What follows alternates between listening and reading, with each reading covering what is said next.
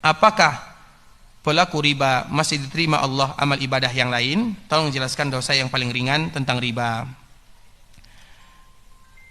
Semoga pertanyaan ini tidak menyindir ya, terutama bagi mereka yang masih diuji oleh Allah Subhanahu wa taala dengan pekerjaan riba. Dan riba itu ikhwatul Islam banyak sekali cabangnya.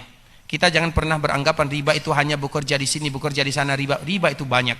Riba itu banyak sekali. Seperti misalnya kalau ada di antara kita yang mau beli emas baru untuk istrinya, kemudian dia mengatakan ini emas tambah lagi emas itu satu, atau tukar tambah misalnya, maka itu adalah bagian dari riba.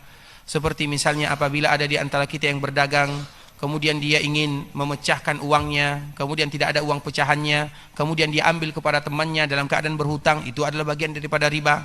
Jadi riba itu bukan hanya satu pintu saja. Pintu riba itu banyak sekali. Dan pintu yang paling kecil, sebagaimana disebutkan oleh baginda Nabi SAW, ibarat orang yang berzina dengan ibu kandungnya. Na'udzubillahi min dzalik. Riba itu minimal ada 4 yang akan mereka rasakan. Yang pertama, di dunia disebutkan oleh Allah, mereka berperang dengan Allah dan Rasulnya. Tidak akan ada orang yang pernah menang berperang dengan Allah dan Rasulnya. Makanya Allah menyebutkan yamhaqullahu riba. Allah akan membasmi, memberantas riba. Kalimat yamhaqullah adalah kalimat memberantas secara pelan-pelan. Karena apabila Allah Subhanahu wa taala ingin menghukum seorang hamba, tidak langsung dihukum oleh Allah Subhanahu wa taala demikian keadaannya, tapi secara pelan-pelan. Sebagaimana rembulan ketika akan menghilang, tidak langsung menghilang, muncul bulan purnama, tidak akan hilang keesokan harinya begitu saja. Tidak, pelan-pelan, sedikit demi sedikit. Itulah makna daripada kalimat mahaqa. Dan Allah menggunakan kalimat ini.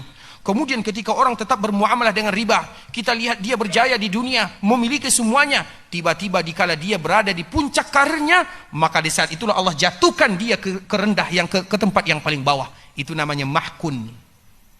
Dan tidak akan ada orang yang pernah beruntung dengan bermuamalah dengan riba. Itu baru di dunia.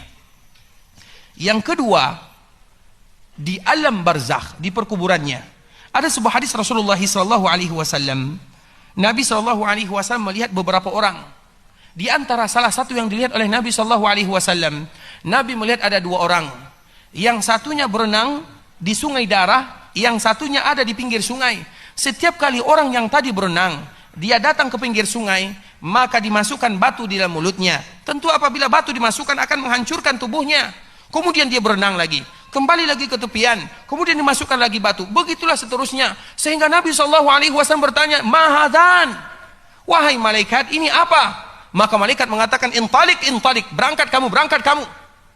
Kemudian Nabi melihat kejadian yang lainnya. Nabi kembali melihat kejadian yang lainnya. Pada akhirnya, maka malaikat baru menceritakan kejadian yang ini. Ketika engkau melihat 2 orang, yang satu berenang di sungai darah, yang satu memasukkan batu di dalam mulutnya, itu adalah akilur riba. Mereka-mereka yang memakan riba, itu di alam barzakh. Yang ketiga, mereka yang memakan riba disebutkan oleh Allah Subhanahu wa taala akan dibangkitkan dalam keadaan sempoyongan, ibarat orang yang kesurupan. Tidak jelas langkahnya, gerak-geriknya tidak jelas. Sehingga orang akan bisa membedakan, oh dia ini fulan bin fulan, adalah orang yang dulu memakan riba. Karena tidak lurus jalannya, sempoyongan, kesurupan. Kita lihat orang kesurupan, bagaimana keadaannya? Mengeluarkan kata-kata yang tidak bagus, melakukan gerakan-gerakan yang berada di luar kontrolnya. Itu sebab dia dulu makan riba.